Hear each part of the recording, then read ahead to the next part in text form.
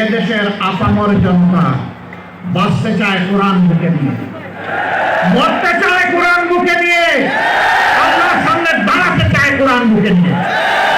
কোরআনকে আমাদের থেকে বিচ্ছিন্ন করা যাবে না ইনশাআল্লাহ। ইসলামী রাষ্ট্র হলে মহিলাদেরকে ঘরের ভিতর থেকে আর বাইরে হতে দেওয়া যাবে না।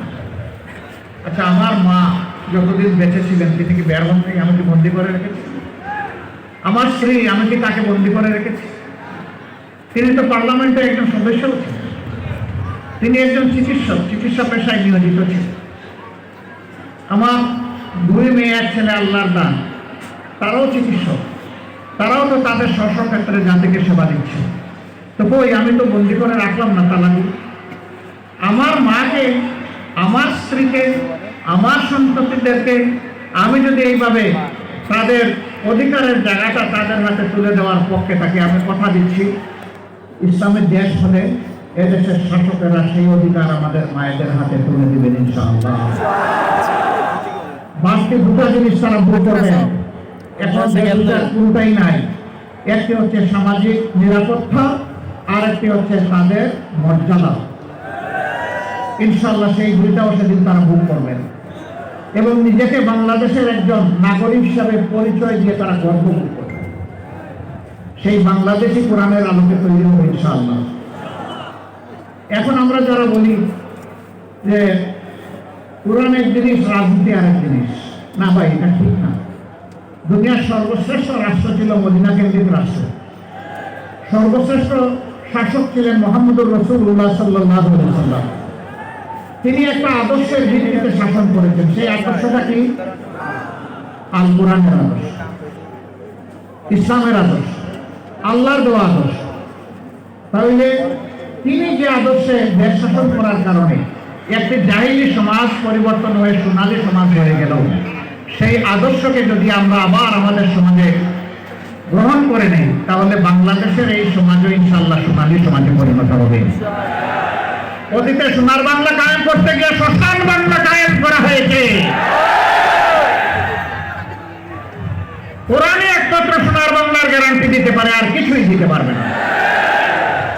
ইতিমধ্যেই বাংলার জমিনে তার পরীক্ষা নিরীক্ষা শেষ।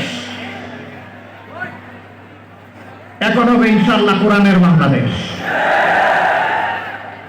যারা কোরআনকে খণ্ডিত করতে চান অথবা সহ্য করতে চান না, তাদেরকে আমরা বিনয়ের সাথে বলতে চাই, এদেশের আপামর জনতা বাঁচতে চায় কোরআন বুকে নিয়ে, মরতে চায় কোরআন বুকে নিয়ে, আল্লাহর সামনে দাঁড়াতে চায় কোরআন বুকে নিয়ে। কোরআনকে আমাদের থেকে বিচ্ছিন্ন করা যাবে না ইনশাআল্লাহ। এই দেশে যতগুলো ইসলামী দল আছে সবগুলার দিকে আপনারা তাজা চোখ দিয়ে তাকিয়ে দেখুন। আমি বেশি দূরে যাব না। 5 আগস্ট থেকে শুরু করে আজকে এই 22 ফেব্রুয়ারি পর্যন্ত এই সামান্য পরিক্রমায় কোথাও আপনি দেখবেন না ইসলামী দলের কোন লোক এখন জাতির উপরে জুলুম করছে, চাঁদাবাজি করছে, দখলদারির সাথে জড়িয়ে গেছে। কোথাও দেখবেন না। তার একমাত্র কারণ তারা কোরআনকে সম্মান করেন এবং বুকে ধারণ করেন। তার একমাত্র কারণ তারা আল্লাহ সুবহানাহু ওয়া তাআলাকে ভয় করেন। যাদের অন্তরে আল্লাহর ভয় আছে তারা মানুষের উপর জুলুম করতে পারে না। তারা মানুষকে ভালোবাসে, তারা মানুষকে শ্রদ্ধা করে। তারা দেখে না এ মানুষের পেশা কি, শিক্ষা কি, তার গোষ্ঠী কি, এইটা দেখে না। দেখে সে আল্লাহর সৃষ্টি আর সাফল্যতা। আল্লাহ যাকে সভাপতি দান করেছেন, আমার দায়িত্ব তাকে সম্মান করা। আমরা মানুষকে ছোট হিসাবে দেখি না কাউকে, আমরা সমস্ত মানুষকে দেখি আল্লাহর শ্রেষ্ঠ দিন হিসাবে। আপনি কি ইসলামী রাষ্ট্রে জাকাত দেবেন? না, তা তো প্রশ্নই উঠে না। আমি মুসলমান না, আমি জাকাত দেবো কেন? আমি তাইলে এটাকে এখানে রাখলাম যে মুসলমানরা জাকাত দেবে। আপনি এগ্রি? বলে যে হ্যাঁ আমি এগ্রি।